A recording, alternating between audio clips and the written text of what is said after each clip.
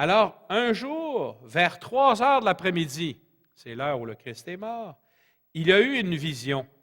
Et là, on lui dit, va, envoie quelqu'un à Joppé, chez un certain Simon, hein, puis demande qu'on t'envoie Pierre. Hein?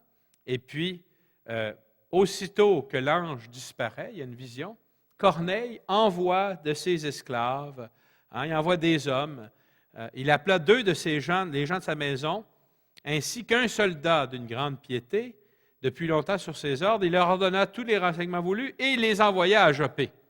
Donc, une vision qui arrive vers 3 heures de l'après-midi. Le lendemain, tandis que les jours sont... Pierre, lui, était monté sur la terrasse pour prier. Il était à peu près midi. Mais la faim le prit. Avez-vous déjà assez de prier vers midi, puis là, vous dites, Seigneur, ouvre mes lèvres.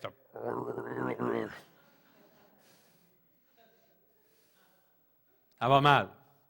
Alors, on lui préparait un repas, quand une extase le surprit.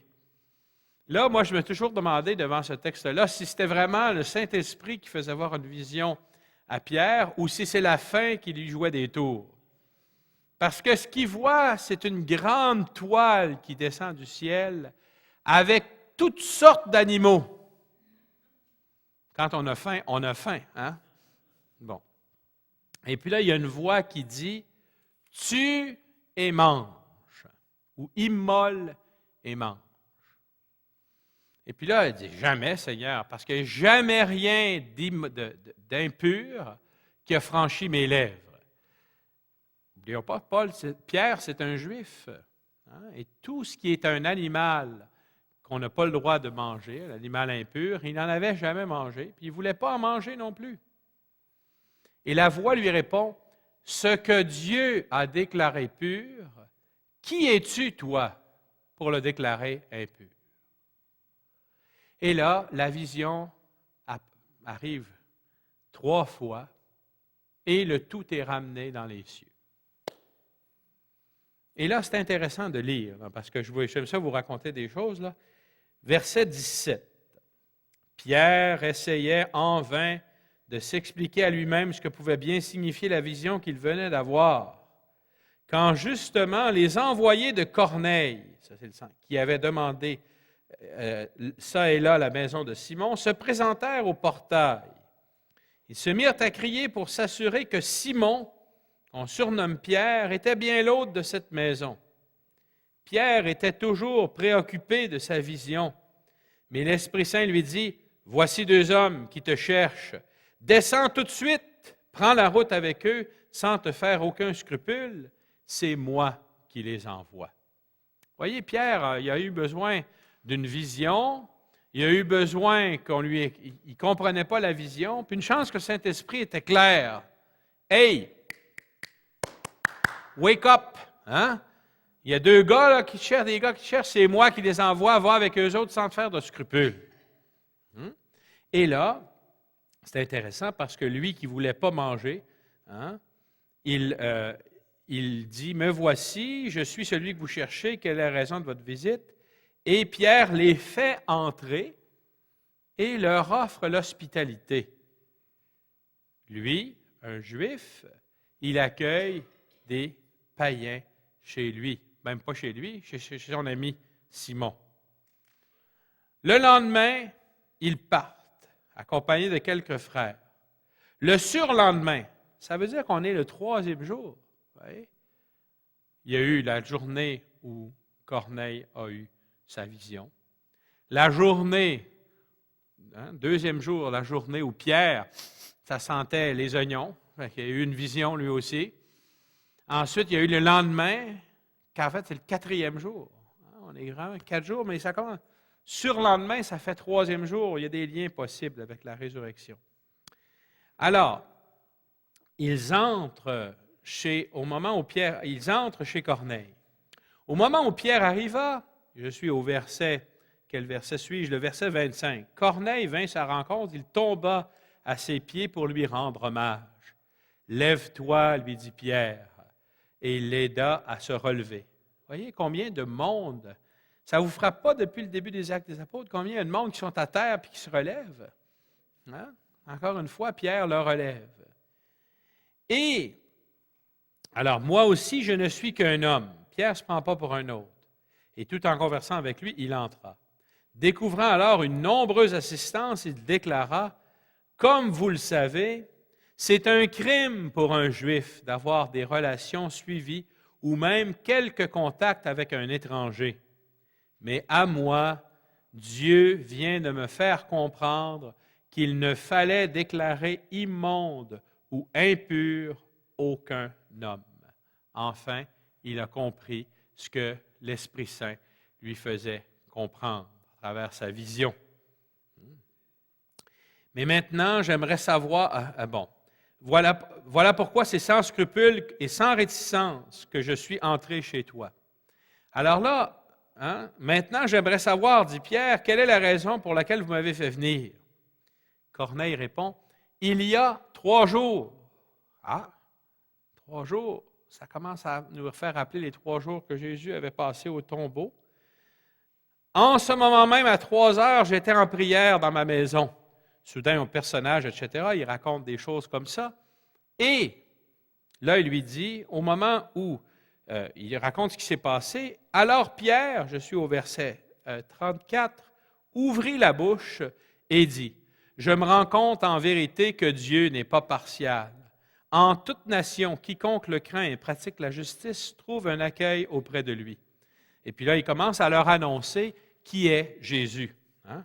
Vous le savez, l'événement a gagné toute la Judée, etc. Puis au moment où il est en train de parler, pouf! Qu'est-ce qui se passe? L'Esprit Saint tombe sur la gang à qui il est en train de parler, puis là, tout le monde se met à parler en langue. Ouf! Alors là, Pierre, il dit, qu'est-ce qu'il dit?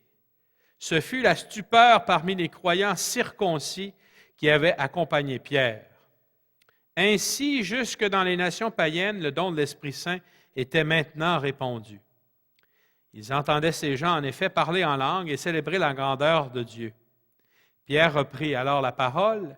« Quelqu'un pourrait-il empêcher de baptiser par l'eau ces gens qui, tout comme nous, ont reçu l'Esprit Saint? » Il donna l'ordre de les baptiser au nom de Jésus-Christ, et ils lui demandèrent alors de rester encore quelques jours. Et ensuite, Pierre retourne à Jérusalem, puis là, il passe au cash, parce que les autres disent, « Comment ça? T'es rentré chez des païens? » Et là, il raconte une 3e fois ce qui s'est passé.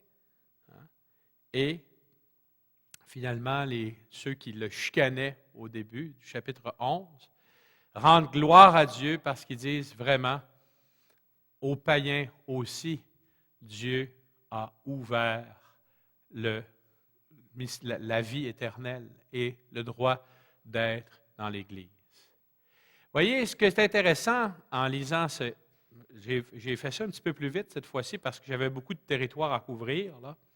Mais si on regarde qu'est-ce qui se passe, Paul qui s'en va persécuter l'Église, qui revient apôtre des nations. Mais ce n'est pas juste Paul qui s'est converti, c'est l'Église qui a dû se convertir à Paul. Pierre qui s'en va dans l'autre direction, pas pour aller faire des conversions, mais qui convertit finalement Corneille et tous ceux qui sont avec lui dans sa maison. Mais pour que Corneille puisse faire partie de l'Église, il a fallu que Pierre se convertisse aussi au fait que Dieu voulait faire entrer dans sa famille, dans la famille de son fils, des païens. Si on replace ça devant notre mission d'Église, nous qui avons à continuer ce que Jésus a fait et enseigné, ça veut dire que nous aussi, on a des conversions à vivre. Il faut se convertir à ce que l'Esprit Saint fait autour de nous. Puis des fois, il n'agit pas où ce qu'on voudrait qu'il agisse. Puis des fois, il ne fait pas tout à fait ce qu'on voudrait qu'il fasse. Il faut se rappeler que c'est lui le patron, pas nous. Alors, si vous voulez bien, au terme de ces 6 catéchèses, On va demander simplement au Seigneur, non seulement qu'il opère des conversions autour de nous, mais qu'il change notre cœur à nous. Ça nous rappelle la façon dont j'ai commencé ces 6 catéchèses. Je vous ai parlé de Vatican II qui voulait un aggiornamento pour l'Église, et que l'Esprit Saint, qui est toujours au milieu de nous, nous mette à jour, nous tourne le cœur vers Dieu, vienne remplacer notre cœur de pierre pour Pierre la roche, là, pour nous donner un cœur de Pierre l'apôtre, un cœur de chair, et puis qu'on puisse être entre ses mains les instruments qui vont se convertir pour qu'à travers nous, il puisse en convertir d'autres.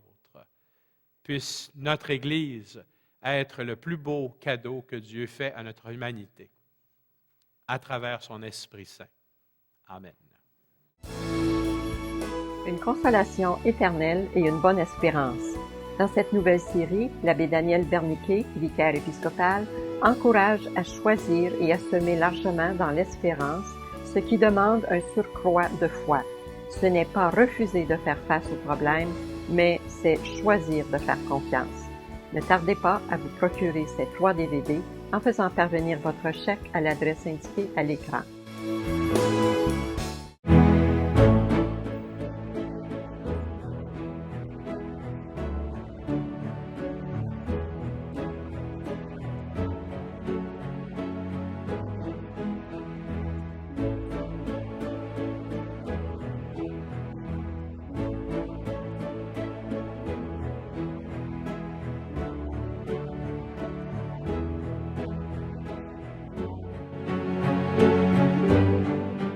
Se convertir, passer du monde de la loi d'Israël, de Moïse, au monde nouveau de l'amour du Père, à la loi nouvelle, celle de l'amour.